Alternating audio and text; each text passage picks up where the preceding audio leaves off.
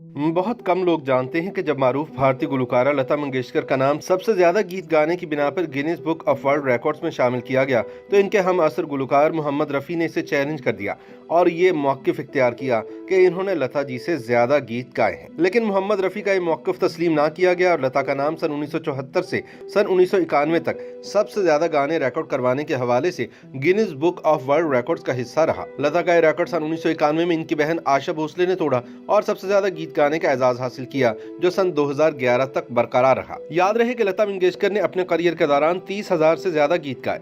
मारूफ मौसीकार दीनानाथ की बेटियों में न सिर्फ लता ने सुरों की दुनिया में मकबूलियत हासिल की, बल्कि इनकी बहन आशा भोसले ने भी गुलकारी में अहम मुकाम हासिल किया। और एक वक्त ऐसा भी आया कि दोनों बहनों की आवाजों ने हिंदुस्तानी फिल्म इंडस्ट्री पर कब्जा कर लिया। लता ने अपने दौर के तमाम बड़े गुलकारों के साथ गीत गाए, जिनमें मोहम्मद रफ़ी और किशोर सरे फहरिस्त हैं। लता ने अपना आखिरी गीत सन 2019 में रिकॉर्ड करवाया, जो कि एक मिल्ली नगमा था। अपनी मधुर आवाज और सादा शख्सियत की बदौलत करोड़ों दिलों में उतरने वाली लता 6 फरवरी सन 2022 को कोरोना के बायस इंतकाल कर गई। लता की जिंदगी के कुछ वाकयात ऐसे हैं जो बहुत कम लोगों को मालूम है। लता मंगेशकर एक फनकार घराने में पैदा हुई। इनके वालिद एक थिएटर कंपनी चलाते थे। इस तरह फन और मौसीकी लता मंगेशकर को घुट्टी में मिला।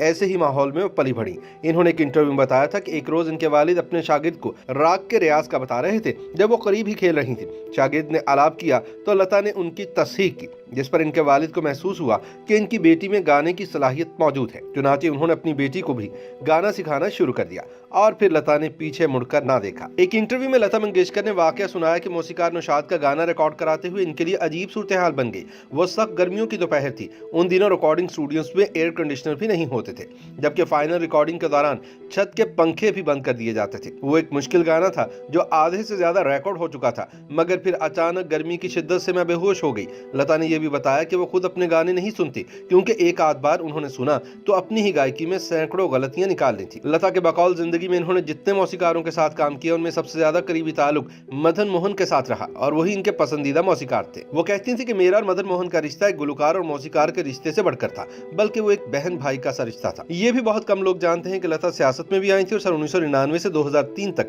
राज्यसभा की रुकन भी रही। इनको सन 1999 में इस ओहदे के लिए नामजद किया गया था। वो इसे अपनी जिंदगी का नाखुशगवार वाकया करार देती थी और कहती थी कि वो मेंबर पार्लियामेंट नहीं बनना चाहती थी। एक इंटरव्यू में जब लता से पूछा गया कि अगर इन्हें एक और जन्म मिले तो क्या वो लता मंगेशकर ही बनना चाहेंगी, तो उन्होंने कहा कि नहीं, मैं ऐसा नहीं चाहूंगी, क्योंकि लता की जिंदगी दुखों से भरी पड़ी है। लता की खूबसूरत आवाज के मद्दाह पूरी दुनिया में पाए जाते हैं। उनको ये एजाज भी हासिल है कि वो पहली इंडियन थी जिन्होंने लंदन के रॉयल एल्बर्ट हॉल में फन का मुजाहरा किया। फ्रांस की हुकूमत ने इनको सन 2007 में लीजन ऑफ ऑनर के एजाज से नवाजा, जो इस मुल्क का आला तरीन सिविल एजाज है।